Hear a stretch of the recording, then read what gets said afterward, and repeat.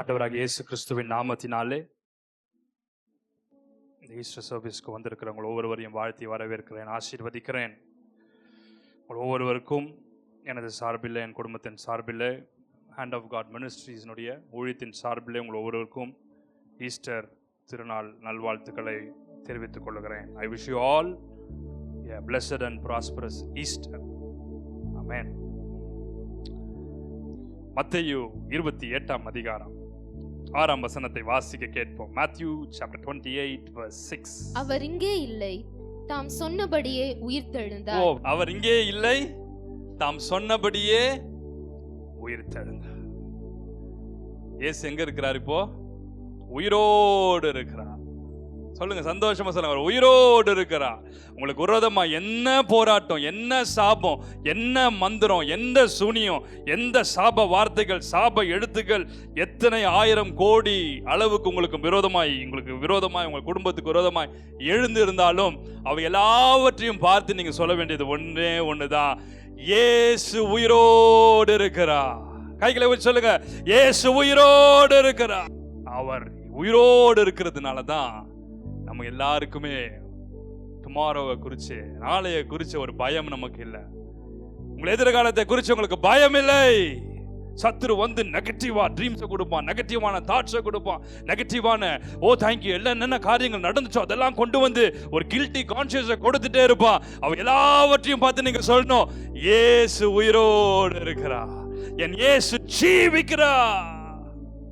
அவர் உயிரோடு இருக்கிறபடினால நான் இன்னைக்கு இருக்கிற நிலைமையில நாளைக்கு இருக்க போறதில்ல, நாளைக்கு இருக்கிற நிலைமையில அடுத்த நாள் இருக்க போறதில்ல, ஏப்ரல் மாசத்தின்படி மே மாசம் இருக்க போறதில்ல.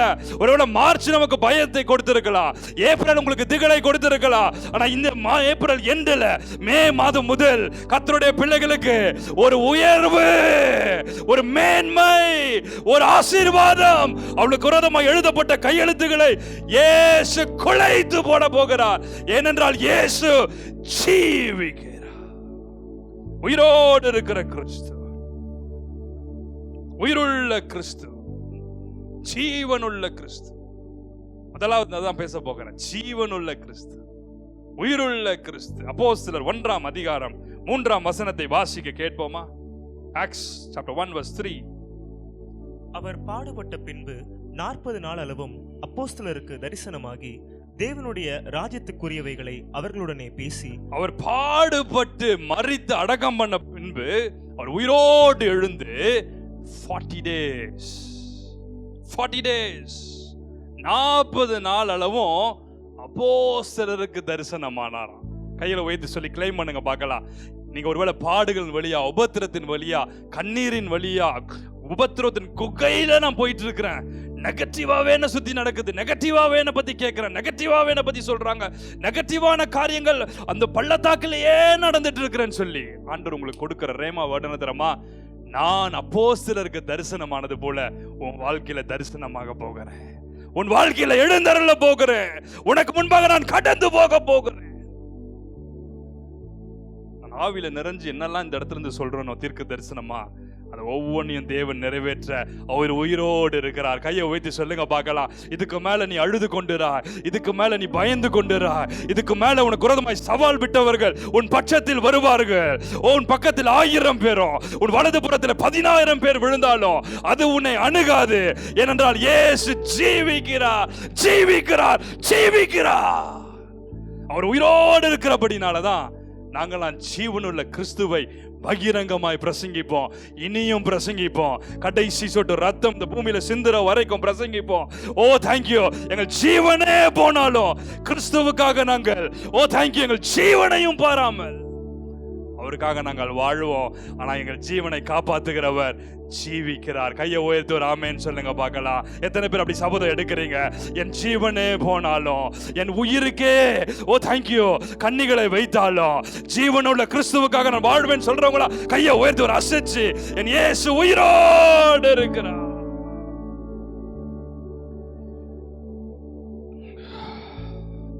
வெளிப்படுத்தின விசேஷம் 1 அதிகாரம் 18 வசனத்தை வாசிக்க கேட்போமா? நிறைய வசனங்களை கொடுக்க போறேன், குயிக்கா எழுதி கொள்ளுங்க. அந்த வசனங்கள் ஒவ்வொன்றிலும் ஜீவனை பாருங்களேன்.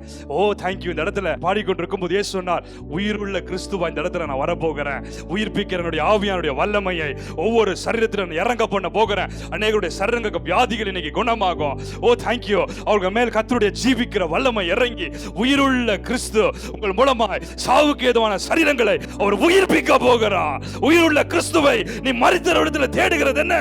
ஓ உயிருள்ள கிறிஸ்து அவர் மரித்தவர்களுக்கும் தேவனானவர், உயிருள்ளவர்களுக்கும் தேவனானவர், அவர் சிறைச்சாலைக்கும் தேவனானவர், அவர் கட்டப்பட்டிருக்கிறவர்களுக்கும் தேவனானவர், அவர் பரலோகத்துக்கும் தேவனானவர், பூமிக்கும் தேவன், பாதாளத்துக்கும் தேவன். என் இயேசு உயிரோடு இருக்கிறார்.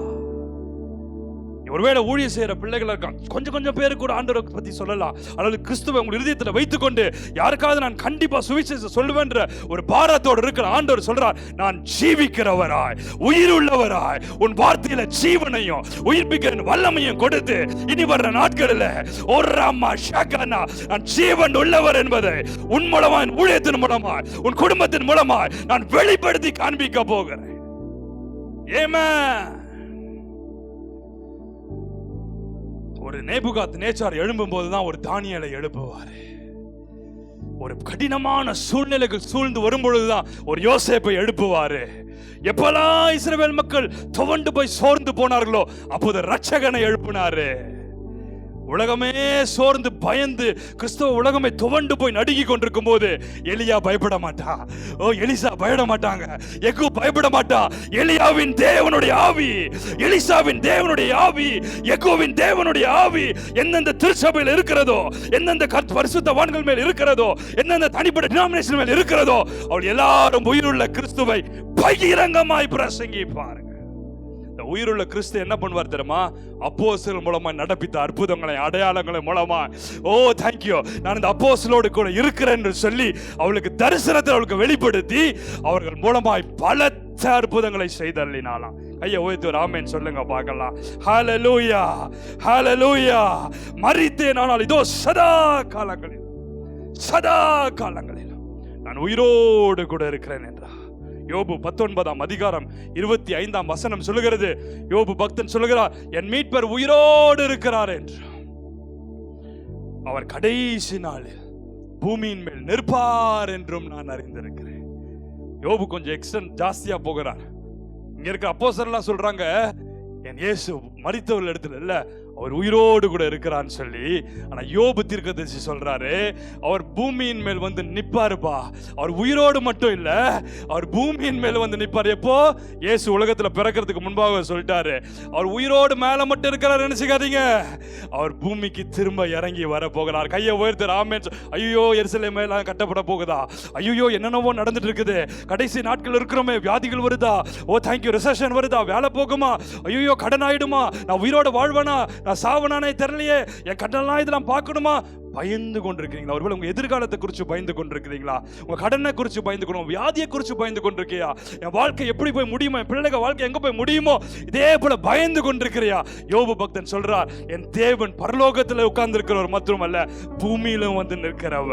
நான் இன்னும் கொஞ்சம் எக்ஸ்டெண்ட் பண்ணி சொல்றேன், அவர் அனுதினமும் நம் குடும்பத்தில் வந்து நிற்கிறவ, அனுதினமும் நம் ஜெபத்தில் வந்து நிற்கிறவ, அனுதினமும் ஊழியத்தில் நம்மோடு கூட நிற்கிறவ. என் இயேசு உயிரோடு இருக்கிறவர் மாத்திரம் அல்ல, ஒவ்வொரு முறையும் நான் ஊழியத்துக்கு எழுப்பி நிற்கும் போது அவரின் அருகில் வந்து நிற்கிறார். ஹல்லேலூயா. நீங்கள் ஜெபிக்கும் போது உங்கள் அருகில் வந்து நிற்பா. நீ கண்ணீர் விடும்போது உன் அருகில் வந்து நிற்பா.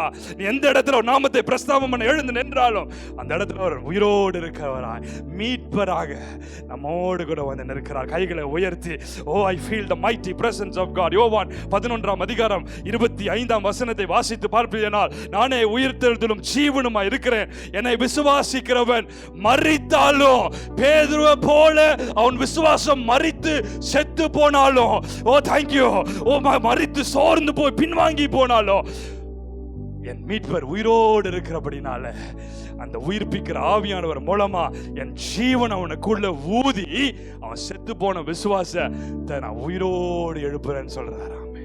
இன்னைக்கு ஒருவேளை உன் விசுவாசம் சோர்ந்து போய் மரித்து போய் துவண்டு போய், நான் திரும்ப எழும்புறது கஷ்டம், எழும்பினாலும் அந்த அளவுக்கு போக முடியுமான்னு தெரியாது. பேதுரு நினைச்சிருப்பாரு, ஒரு வேளை நான் ஆண்டவனை மன்னிச்சு நான் திரும்ப எழுந்தேன்னா கூட கூட இருக்கிற அப்போஸ்தலர்களே என்னை மதிக்க மாட்டாங்களே, கூட இருக்க அப்போஸ்தலர்களே என்னை உயர்த்தி வைக்க மாட்டாங்களே, எனக்கு சான்ஸ் கொடுக்க மாட்டாங்களே, எனக்கு ஊழிய வாசலை திறக்க மாட்டாங்களே, என்னை பத்தி எனக்கு காணிக்க கொடுக்க மாட்டாங்களே. ஏய், பேதுரு பார்த்தான்னு சொன்னா, இவங்க என்னடா உனக்கு கொடுக்கறது? நான் உனக்கு நியூ டெஸ்டமெண்ட்ல என் வேதத்துல உனக்கு எழுதுறதுக்கே சான்ஸ் கொடுக்குறேன். அந்த வேதத்துல எழுதுறது மட்டும் இல்ல, பரலோகத்துக்குரிய சாவியவே கூட இருக்கிற பவுலா இருக்கட்டும், கூட இருக்கிற யோவானா இருக்கட்டும், கூட இருக்கிற பிலிப்புவா இருக்கட்டும், இவங்க எல்லாரும் ரட்சிப்புக்குள்ள ஜனங்களை நடத்தினாலும் கடைசியில பீட்டர், சாவி உங்ககிட்ட தான், நீ திறந்தாதான் சபைக்குள்ளேயே போக முடியும். பாதாளத்தின் வாசல்கள் அதை மேற்கொள்வதே இல்லை. யோவான் 2ஆம் அதிகாரம் 19ஆம் வசனத்தை வாசிக்க கேட்போம். இயேசு அவர்களுக்கு பிரதியுத்தரமாக, இந்த ஆலயத்தை இடித்து போடுங்கள், 3 நாளைக்குள்ளே இதை எழுப்புவேன் என்றார். ஆண்டவர் சொல்றார், அப்பா அந்த ஆலயத்தை இடிச்சு போட்டுருப்பா, 3 நாளைக்குள்ள நான் எழுப்ப போறேன். 3 நாளைக்குள்ள இந்த ஆலயத்தையே எழுப்ப போறேன்னு சொல்றார். அப்படின்னா 3 நாள் தான். யோசிச்சு பாருங்களேன், 3 நாளைக்கு அப்புறம் அந்த இடமே திறந்ததை பார்க்கறதுக்கே கோடி கோடி மக்கள் போய் பார்த்திருக்காங்க. கையை வைத்து, நானும் அதுக்கு சாட்சி. இயேசுவை வைத்த இடம், அந்த கல்லறை திறக்கப்பட்ட இடத்துல ஒரு பெரிய ஆலயத்தை கட்டி வச்சிருக்காங்க. இயேசு உயிரோடு இருக்கிறார். கையை உயர்த்தி காண்பீங்க பார்க்கலாம். இயேசு உயிரோடு இருக்கிறார். மற்ற எல்லா தெய்வங்களுக்கும் என் இயேசுவுக்கும் இருக்க ஒரே வித்தியாசம் என்ன தெரியுமா? இயேசு மரித்தார், அடக்கம் பண்ணப்பட்டார், இன்றைக்கு உயிரோடு கூட இருக்கிறார். யோபு பக்தன் சொல்றது போல, அவர் பரலோகத்துல உயிரோடு போய் உட்கார்ந்து மட்டும் இல்ல, அவர் பூமியில கடைசி நாளில நிக்க போகிறார். இன்னைக்கு எத்தனை பேர் அதுக்கு விரோதமாய் நின்னாலும், பாதாளமே அதுக்கு விரோதமாய் நின்றாலும், சத்தியத்தை யாரும் மாற்ற முடியாது. சத்தியத்தை சொல்லுகிற எழுப்புறவரை, ஓ தேங்க்யூ, ஆவியானவரை யாரும் தடுக்க முடியாது. என் தேவன் எழுந்தருளுவார்.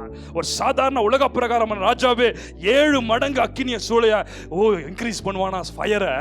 என் தேவன் தம்முடைய வல்லமைய, அதிகாரத்தை, அபிஷேகத்தை இன்க்ரீஸ் பண்ணாருன்னு வச்சுக்கோங்களேன். நான் சொல்லியிருக்கேன், ஆண்டவர்கிட்ட அப்படிதான் பேசியிருக்கிறேன். இன்னி வர்ற நாட்கள்ல அசைவை உண்டு பண்ணணும் ஆண்டவரே. மோசேயின் கைகளை கொண்டு செய்தது போல, பவுலின் கைகளை கொண்டு செய்தது போல, எலியாவின் வார்த்தையை கொண்டு செய்தது போல, அப்போஸ்தலனாகிய பேதுருவின் தேங்க்யூ நிழல் பட்டு அற்புதங்களை செய்தது போல, இனி வர்ற நாட்கள், எத்தனை பேர் கையை உயர்த்துறீங்க? இனி வர்ற நாட்களில் அப்போஸ்தலர் ஜெபித்த போது, உடைய செல்ல பிள்ளையாகிய இயேசு கிறிஸ்துவின் நாமத்தை மகிமைப்படுத்தும் என்று சொன்ன போது, அவள் கைகளினால விசேஷித்த அற்புதங்கள் நடந்தது. அப்போஸ்தலர் 19 அதிகாரத்தை 11-12 வசனங்களை வாசித்து பாருங்க. பவுலின் கைகளினால தேவன் விசேஷித்த அற்புதங்களை செய்தலினால், அவருடைய உருமாலின் கச்சைகளை கொண்டு போய் வியாதி எஸ்தர் மேல் போடும் பொழுது அற்புதங்கள் நடந்தது. எத்தனை பேருக்கு அப்படிப்பட்ட வல்லமையோடு கூட, அதிகாரத்தோடு, அபிஷேகத்தோடு கூட ஒரு கிறிஸ்தவனா இந்த உலகத்தை அசைத்து காட்ட, ஒருவேளை பிசாசு பயமுறுத்ததுக்கு அசைவை உண்டு பண்ணலாம். என் தேவன் எழுந்தருள போகிறா. இந்த உலகத்துல தேவன் செய்யற அற்புதங்களை, அடையாளங்களும் ஒவ்வொரு சோசியல் மீடியாவும் காமிக்க போகுது, ஒவ்வொரு கிறிஸ்டியன் சேனல்ஸும் காமிக்க போகுது, ஒவ்வொரு செக்குலர் சேனல்ஸும் காமிக்க போகுது. இயேசு கிறிஸ்துவினால் செய்த அற்புதங்கள், இயேசு கிறிஸ்துவினால் செய்த அதிசயங்கள், இயேசு கிறிஸ்துவினால இந்த பூமி அசைக்கப்படுகிறது. ஓ ரபா ஷாகா தடடா, அவருடைய ஊழியர்கள், அவருடைய போதகர்கள், மத போதகர்களால் இந்த உலகம் அசைக்கப்படுகிறது. அப்போஸ்தலர் எழுந்தருளினாங்க போல, மோசே எழுந்தருளினார் போல, எலியா எழுந்தருளினார் போல, அப்படிப்பட்ட உயிருள்ள கிறிஸ்துவை ஒரு பிரசங்கிக்கிறார்கள். விழுந்து போன சாத்தானுக்கு அவ்வளவு தைரியம் இருக்கணும். உயிரோடு இருக்கிற கிறிஸ்துவுக்கு தோத்து போன சாத்தானுடைய குடும்பங்களுக்கு, சாத்தானுடைய ஜெனரேஷனுக்கு அவ்வளவு திமிரு இருக்கணும். உயிரோடு இருக்கிற கிறிஸ்துவை பிரசங்கிக்கிறாய். கையை உயர்த்தி, உயிரோடு இருக்க கிறிஸ்து உன்னை அழைச்சிருக்கிறா, நம்மை தெரிந்து கொண்டிருக்கிறா. உயிருள்ள கிறிஸ்து உனக்குள்ள நமக்குள்ள ஆவியானவராய் நமக்குள்ள வாசம் பண்றா. உன்னை கொண்டு, நம்மை கொண்டு இந்த உலகத்தை, தேசத்தை அசைப்பார் என்பதில் சந்தேகம் இல்லை. நம்பர் 2, யோவான் 5ஆம் அதிகாரம் 21ஆம் வசனத்தை வாசிக்க கேட்போம். ஜான் 5:21. பிதாவானவர் மரித்தோரை எழுப்பி உயிர்ப்பிக்கிறது போல, குமாரனும் தமக்கு சித்தமானவர்களை உயிர்ப்பிக்கிறார். பிதா மரித்தோரை எழுப்பி உயிர்ப்பித்தாராம். எலிசாவின் எலும்புகள் மேல ஒரு டெட் பாடி விழுந்த போது, அந்த எலிசாவின் எலும்புகள்ல பட்ட மாத்திரத்துல எலிசா உயிரோடு எழும்பல, டெட் பாடி உயிரோடு எழும்பிடுச்சா? கையை வைத்து ஆமென் சொல்லுங்க பார்க்கலாம். நான் யோசிச்சு பார்த்தேன், இவ்வளவு ஒரு பவர் உள்ள ஒரு எலும்புடைய எலிசா எந்திரிக்கல, ஆனா அதுல இருந்த பவர், ஒருவேளை நம்ம சில வேளை சோர்ந்து போயிருப்போம், ஒருவேளை நம்ம பலகீனத்தோடு இருப்போம், நம்ம வியாதிப்பட்டிருப்போம். சில ஊழியக்காரங்க பார்த்தீங்கன்னா அவங்களுக்கு அந்த பெர்சிக்யூஷன், அவங்க சரீரத்தில் அந்த பாடுகள், அந்த வியாதிகள் அவங்களுக்கு இருந்துகிட்டே இருக்கும். ஸோ டிஜிஎஸ் தினகரன் போன்ற பரிசுத்தவான்லாம் பார்த்தீங்கன்னா அவங்க சரீரத்தில் அவ்வளோ பலகீனம் இருக்கும். ஆனால் அவங்க எழுந்து நின்று பிரசங்கம் பண்ணாங்கன்னா எலிசாவின் சரீரத்திலிருந்து எப்படி மரித்த சரீரம், எலும்புகள்லேருந்து எப்படி மரித்த சடலம் உயிரோடு எழும்பினது போல அவங்க எழுந்து பிரசங்கிக்கும் போது, ஜெபிக்கும் போது திரளான ஜனங்கள் விடுதலை ஆவார்கள். ஒருவேளை உங்கள் சரீரத்தில் பலகீனம் இருக்கலாம், சோர்வு இருக்கலாம், ஆனால் நீ பேசும்போது, நீ ஜெபிக்கும் போது அற்புதங்கள் நடக்கும். புரிஞ்சவங்க மட்டும் கையை உயர்த்தி ஹல்லேலூயா. யோவான் 11ஆம் அதிகாரம் 11-44 வசனத்தை வாசித்து பார்க்கணும். இயேசு லாசருவை பார்த்து சொன்னார், லாசரஸ் கம் அவுட், லாசருவே எழுந்து வா. எத்தனை நாள் கழிச்சு? 4 days கழிச்சு. 4 days கழிச்சு. நான் விசுவாசிக்கிறேன் இனி வர நாட்கள் இயேசு அப்படி செய்ய போகிறார். எத்தனை பேர் நம்புகிறீங்க? பிதாவாகிய தேவன் எதை செஞ்சாரோ இயேசு சுவாமி சொல்றார், நான் யாரை எழுப்ப சித்தமா இருக்கிறேனோ அவர்களை நான் எழுப்ப வல்லமையுள்ளவராக இருக்கிறேன். கையில உயர்த்தி ஒரு ஆமென் சொல்றீங்க பார்க்கலாம். உயிரோடு இருக்கிற கிறிஸ்து மரிக்கவில்லை, அவர் உயிரோடு இருக்கிறார். மீட்பர் மீண்டும் உலகத்துக்கு வர போறார். லூக்கா 8ஆம் அதிகாரம் 41ஆம் வசனம் 49 55 வசனத்தை வாசிச்சு பார்த்தீங்கன்னா, ஜெபாலய தலைவனாகிய எவ்விருவின் மகளை ஆண்டவர் உயிரோடு கூட எழுப்பினார். லூக்கா 7ஆம் அதிகாரம் 11-15 வசனத்தை வாசிச்சு பார்த்தீங்கன்னா, நாயினூர் விதவின் மகளை கர்த்தர் உயிரோடு கூட எழுப்பினார். சுவாமி சொன்னார், பிதா உயிரோடு எழுப்புறத பார்த்துருக்கேன்ப்பா. பிதா உயிரோடு எழுப்பியிருக்கார் நிறைய பேரை, நானும் உயிரோடு எழுப்புவேன். பிதாவானவர் உயிரோடு எழுப்பினார். குமாரனும் யாருக்கு சித்தமா இருக்குதோ அவருக்கு அவர் உயிரோடு எழுப்புவாராம். அந்த குமாரன் இயேசு சொன்னார், நான் செய்கிறத நீங்க செய்வீங்க, என்னை விட நிறைய செய்வீங்க. கையை உயர்த்தி ஆமென் சொல்லுங்களேன். என் வாயின் வார்த்தைகளை கர்த்தர் அப்படியே அங்கீகரிப்பாராக, ஆவியும் மனவாட்டையும் ஆமென் என்பார்களாக. 2 ராஜாக்கள் 13ஆம் அதிகாரம் 21ஆம் வசனத்தை நான் சொன்னது போல, எலிசாவின் எலும்புகள் பட்டபோது அந்த மனுஷன் உயிரடைந்து எழுந்தான். உயிரடைஞ்சு எழுந்தான். அவனுக்குள்ள எப்படி ஒரு ஜீவன் இருந்திருக்கும் பாருங்க. the power of the Holy Spirit. எசேக்கியேல் 37:10. எனக்கு கற்பிக்கப்பட்டபடி நான் தீர்க்க தரிசனம் உரைத்தேன். அப்பொழுது ஆவி அவர்களுக்குள் பிரவேசிக்க அவர்கள் உயிரடைந்து காலூன்றி மகா பெரிய சேனையாய் நின்றார்கள். உலர்ந்த எலும்புகளை பார்த்து அவர் கற்பிக்கப்பட்டபடியே சொல்றார். அவளுக்குள்ள என்ன வந்தான்? அவர்கள் உயிரடைந்து ஆவி அவர்களுக்குள் பிரவேசிக்க. இன்னைக்கு அதுதான் உயிருள்ள கிறிஸ்துவின் ஆவி உங்களுக்குள்ள பிரவேசிக்க போறார். உங்களுக்குள்ளெல்லாம் விதைக்கிறான். அப்படியே நீங்க இங்கிருந்து போகும்போது சாதாரணமா உங்க ஜெபம் இருக்காது, சாதாரணமா உங்க எதிர்காலம் இருக்காது, சாதாரணமா உங்க எண்ணங்கள் இருக்காது, சாதாரணமா உங்க ஊழியங்கள் இருக்காது. இந்த வாரம் ஃபுல்லா, மாசம் ஃபுல்லா பார்த்ததெல்லாம் நெகட்டிவ், கேட்டதெல்லாம் நெகட்டிவ் கமெண்ட்ஸ், எவன் பார்த்தாலும் எதையோ கேட்டிருப்பா. நான் இங்கிருந்து போகும்போது போறீங்க உயிருள்ள கிறிஸ்துவின் ஆவிய. சாத்தான் சொல்லிருப்பான், இவ்வளோ பெரிய ஆளுங்களே விழும்போது நீலாம் ஏமாத்துறோம், நீலாம் அப்படிதான், உனக்கு அப்படியா? எனக்குள்ள இருக்கிறவர் ஜீவிக்கிறா. நான் பலப்பட்ட பின்பு உள்ள இருக்கிற, வெளியே இருக்கிற, அங்க இருக்கிற, இங்க இருக்கிற, சுயரப்பட்டிருக்க, கடன் பட்டிருக்கிற, நஷ்டப்பட்டிருக்கிற, தொய்ந்து போயிருக்கிற, சிறைச்சாலையில் இருக்கிற பெண் சகோதரரை ஸ்திரப்படுத்துவேன். அவர்கள் எழுந்து போய் பேதுருவை போல, பவுலை போல, எலியாக்களை போல உலகம் எங்கும் போய் சர்வ சிஷ்யம் சீஷராக்கி பிதா குமாரன் பரிசுத்தாவின் நாமத்தில் ஞான ஸ்நானம் கொடுப்பார்கள். இந்த உலகம் முழுவதையும் தேவன் உங்களுக்கு திறந்த வாசலை வைப்பா. இது வரைக்கும் சின்ன டிஸ்ட்ரிக்டா இருக்கலாம், இது வரைக்கும் சின்ன ஸ்டேட்ஸா இருக்கலாம், ஒரு சின்ன கண்ட்ரிஸா இருக்கலாம், ஒரு சின்ன நேஷன்ஸா இருக்கலாம். அதுக்கப்புறம் பாத்தீங்கன்னா அவங்களுடைய டெரிட்டரியே தேங்க்யூ, அவங்களுடைய ஃபீல்டு என்டையர் வேர்ல்டா இருக்கும். எத்தனை பேர் ஆமென் சொல்றீங்க? உங்களுக்கும் உங்கள் சந்ததிக்கும் தேங்க்யூ, உங்கள் சந்தானங்களுக்கும் தேவன் அந்த ஆசீர்வாதங்களை கொடுப்பாராக. எசேக்கியேல் 37:5 வாசிக்க கேட்போம். கர்த்தராகிய ஆண்டவர் இந்த எலும்புகளை நோக்கி, இதோ நான் உங்களுக்குள் ஆவியை பிரவேசிக்க பண்ணுவேன், அப்பொழுது உயிரடைவீர்கள். 37:5 ஆண்டவர் சொல்றார், எலும்புகளை நோக்கி நான் உங்களுக்குள்ள ஆவியை அனுப்ப போறேன், உங்களுக்குள்ள ஆவியை அனுப்ப போறேன், அப்பொழுது நீங்கள் உயிரடைவீர்கள். உயிரடைவீர்கள். சொல்லுங்க வாயை தெரிஞ்சு, நான் உயிரடைவேன். என் ஆவி உயிரடையும், என் ஆத்துமா உயிரடையும், என் சரீரம் உயிரடையும். இப்ப சாமுவேல் ஜெபஸ் உயிரடைஞ்சிருக்கிற ஆவியானோட அபிஷேகத்தினால. அதனாலதான் இன்னைக்கு இப்ப பிரசங்கம் பண்றது கூட என் வார்த்தைகள் உயிருள்ளதா இருக்குது. உங்களுக்குள்ள அந்த ஜீவனை அனுப்புகிறேன். உங்களுக்குள்ள அந்த உயிருள்ள கிறிஸ்துவின் ஆவிய, உயிர்த்தெழுந்த கிறிஸ்து அவர் இங்கே இல்லை, அவர் இங்கே இல்லை, அவர் உயிரோடு இருக்கிறார். அவர் இந்திய தேசத்தின் மேல இல்ல, அவர் அமெரிக்கா தேசத்தின் மேல இல்ல, அவர் ஆப்பிரிக்கா தேசத்தின் மேல இல்ல. நீ இந்த தேசத்தை விட்டு அந்த தேசத்துக்கு ஓட, அந்த தேசத்தை சட்டத்தை போட்டு இந்த தேசத்துக்கு ஓடி வர. அவர் உயிரோடு இருக்கிறார். அவர் எல்லாவற்றுக்கும் மேலாக, அந்த சடாசனத்துக்கு மேலாக அவர் உயிரோடு இருக்கிறவராய் உட்கார்ந்து எல்லா கோள்களையும் ஆராய்ச்சி செய்யறாரு. எர்த் மட்டும் இல்லங்க, மாசம் மட்டும் இல்லங்க, Jupiter, Saturn, Uranus, Neptune, Pluto, Venus எல்லாவற்றுக்கும் மேல அவர் உட்கார்ந்து சொல்றாரு, பூமிய மனுஷன் ஆளுகை செய்யும்படி கொடுத்த மற்ற கோள்களை அல்ல. மற்ற கோள்களில் போய் நீ தண்ணி இருக்கா, சாப்பாடு இருக்கா, உப்பு இருக்கா, காத்து இருக்கான்னு தேடாத. பூமியை மட்டும்தான் நம்ம மனுஷனுக்கு கொடுத்த. மற்ற கோள்களை நீ போனாலும் உன்னால ஒன்றும் பண்ண முடியாது. உன்னுடைய all your plans will fail. Oh thank you, all your plans will be destroyed because it is the hand of God which created the earth for mankind. பூமியை மட்டும்தான் மனுஷனுக்கு கொடுத்தாரு. மற்றதெல்லாம் யாருக்கு கொடுத்தாரு நமக்கு தெரியாது. நம்ம என்னென்னத்தையோ செய்கிறோம், ஆனால் தேவனுடைய வசனத்தை மட்டும் நம்ம கேட்க மாட்டோம். கிறிஸ்து சொல்றார், நான் உயிரோடு உள்ளவராய் பரலோகத்தில் உட்கார்ந்து இருக்கிறேன், உன் ஜெபங்களுக்கு பதில் கொடுக்கிறேன். உன் மீட்பரா உன் அருகில் இந்த வருஷம் இருக்க போறேன், இந்த மாசம் இருக்க போறேன், இனி வர மாதங்கள் இருக்க போறேன்.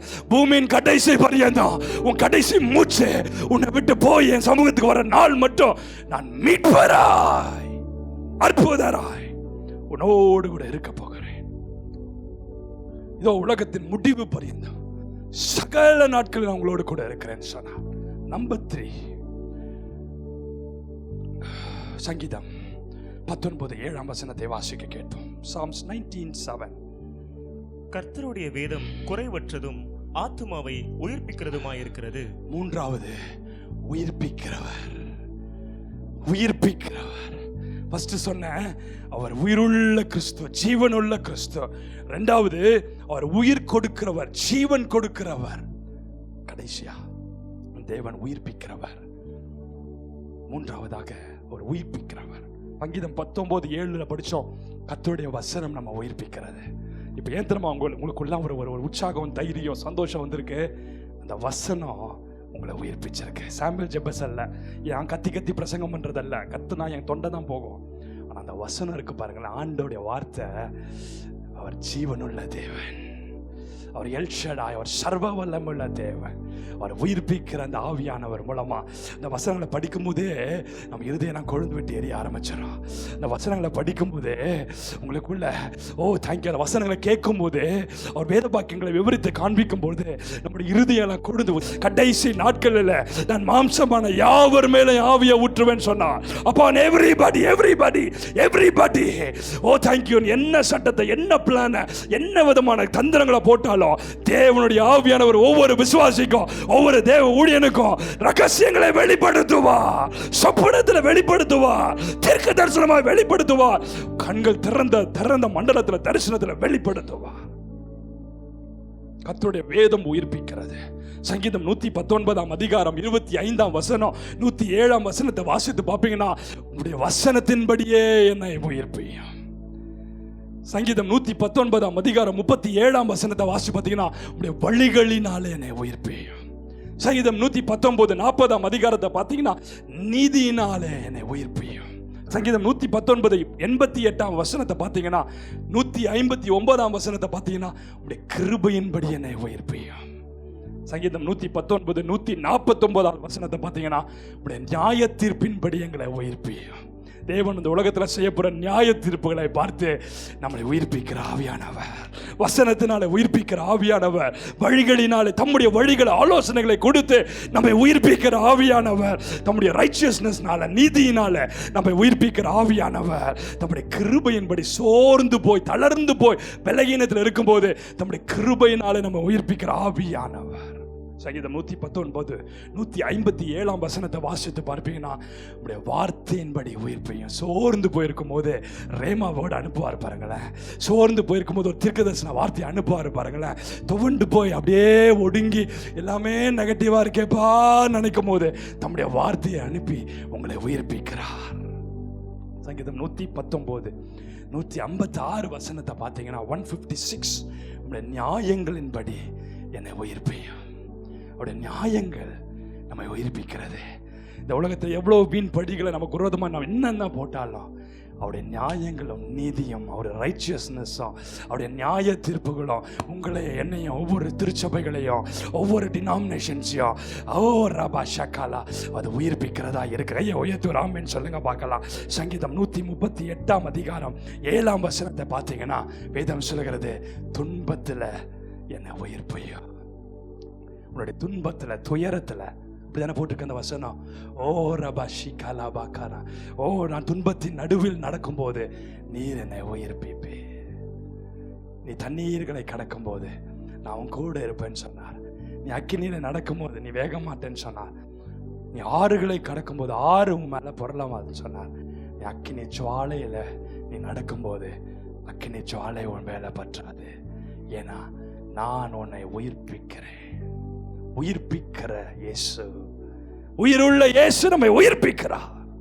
சோர்ந்து போயிருக்கும், என்னப்பா எனக்கு எல்லாமே டோர்ஸ்லாம் க்ளோஸா இருக்கே, உனக்கு அந்த ஏரியாவே உனக்கு கிடையாதுடா, உனக்குன்னு வர வழியை வச்சிருக்கேன். அந்த ஏரியால போனீங்கன்னா திறந்த வாசல் ஆண்டவர் வச்சிருப்பா. நம்ம ஒரு டைரக்ஷன்ல போயிட்டு இருப்போம், அவர் நமக்கு திறந்த வாசலை வைப்பா.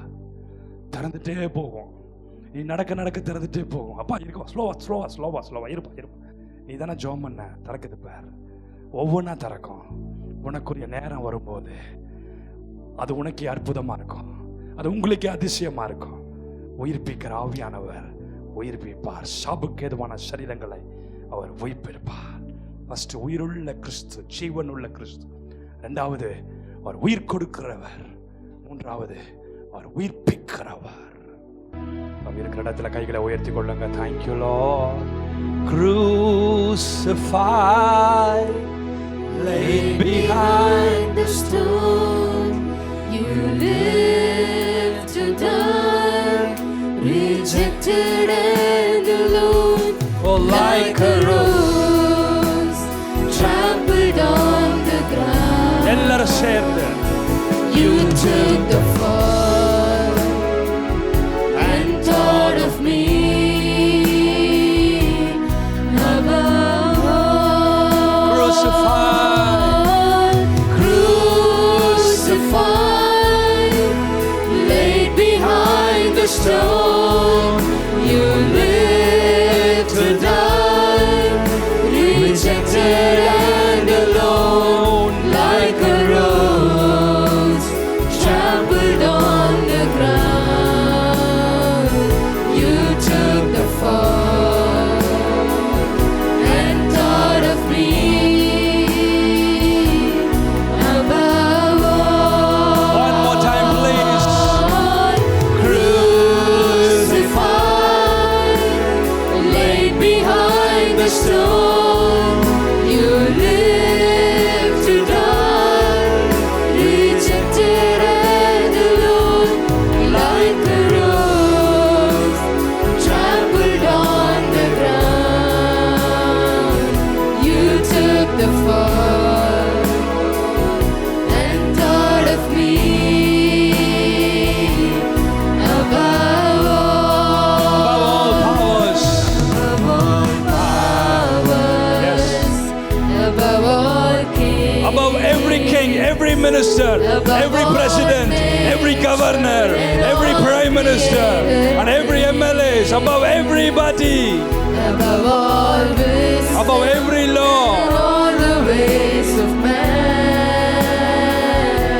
heavenuடைய judiciary You were here forgiven before சொல்லிருச்சுனா the world began. all the laws of the land will fail, Above all kings, all the declarations of the government above all will not stand before the judiciary of the above Almighty. all wonders the world has ever known, above all wealth and treasure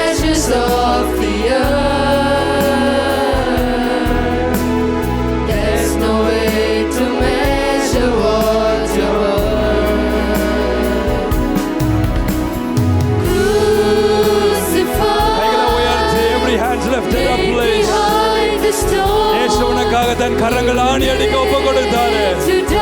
கரங்களை உயர்த்தி அவருக்கு நன்றி சொல்லுங்க.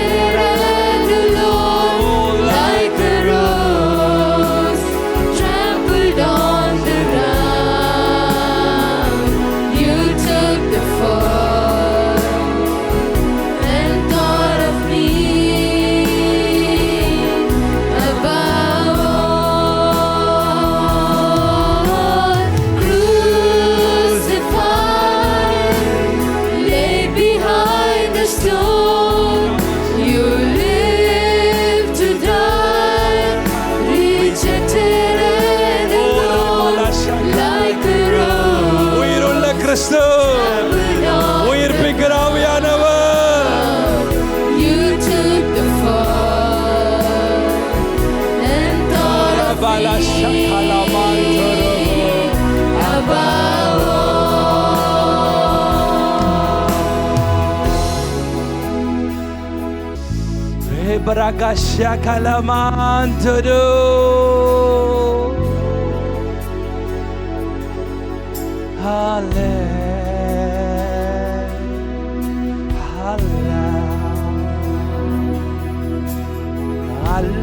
Hallelujah, Hosanna. கைகளை உயர்த்தி Hallelujah, Hosanna. கைகளை அப்பாவுக்கு உயர்த்தி இங்க போகும்போது Father, Hosanna. Hallelujah, Hosanna. With the kingdom mindset and the heart of Christ, I impart the anointing, the grace, the gifts of the Holy Spirit. Whatever that is pure, godly and holy, whatever is from heaven, according to the level you have measured, I impart upon everybody, Lord. Let them shine for the glory of the kingdom of God. Let them all prophesy. Let them all heal the sick. Let them all deliver people from afflictions. Let them raise the dead in the name of Jesus.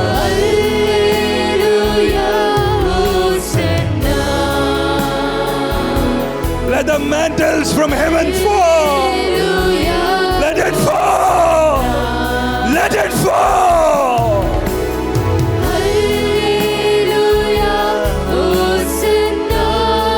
Let them shake nations for Jesus.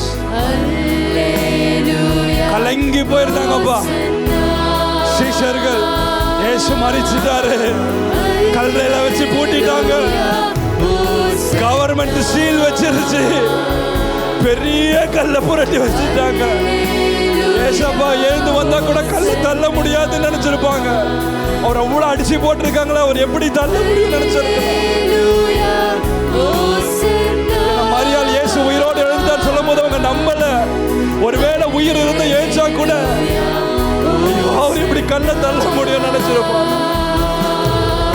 தேவதூதன் தோன்றி சொன்னார், கிறிஸ்து இங்கே இல்லை, அவர் உயிரோடு உயிரோடு இருக்கிறது மாத்திரமல்ல, கலிலேய மனுஷரே, ஏன் வானத்தை அண்ணாந்து வாய பொழந்து பார்த்துட்டு இருக்கிற இந்த இயேசு எப்படி எழுந்தருளி போகிறாரோ அவர் மத்திய வானத்துல திரும்ப வருவார். The resurrection day-ல, the resurrection service-ல நான் உங்களுக்கு சொல்லுகிறேன், என் இயேசு உயிரோடு இருக்கிறார். அவர் திரும்ப பூமிக்கு வருவார். பூமிக்கு கடைசி நாள்ல வர்றதுக்கு மட்டும் இல்ல, நீ கூப்பிடும் போது, நீ அழும் போது, நீ கஷ்டப்படும் போது உன் அருகில் அவர் வருவார். நீ மறிக்காதபடி உன் ஜீவனை தப்பி வைத்துக் கொள்வார். நீ சூசைட் பண்ணாதபடி உன்னை தப்பி வைக்க வைப்பார். நீ துவண்டு போய் விசுவாசம் தளர்ந்து போகும்போது உன்னை உயிர்ப்பிப்பார். உன் ஆயுசு நாட்களை பிசாசு குறைக்க நினைக்கும் போது தன் ஆயுசு நாட்களை உனக்கு கொடுப்பார்.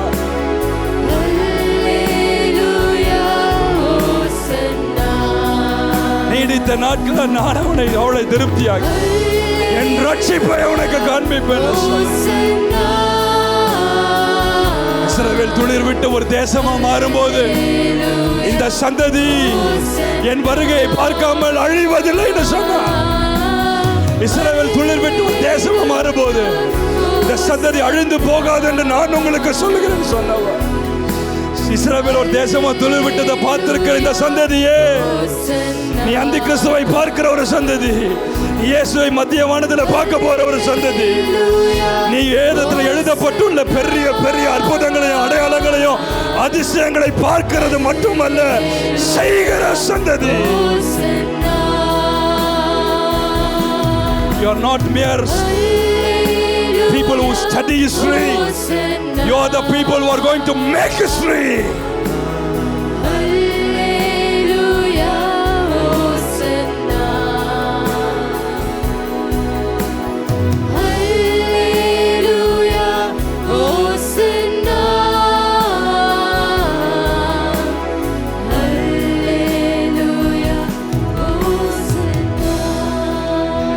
கைகளை உயர்த்தி கொள்ளுங்க. கர்த்தர் உங்களை ஆசீர்வதித்து உங்களை காக்க கடவுள். கர்த்தர் தம்முடைய முகத்தை உங்கள் பிரகாசிக்க பண்ணி உங்க மேல் கிருபையா இருக்க கடவுள். கர்த்தர் தம்முடைய முகத்தை உங்கள் மேல் பிரசன்னமாக்கி உங்களுக்கு சமாதானம் கட்டளையிட கடவுள். எல்லாரும் கைகளை வச்சு சொல்லுங்க. அஞ்சா all the glory, we give you all the honor, we give you all the praise. The glory, the honor, the praises belongs only to you.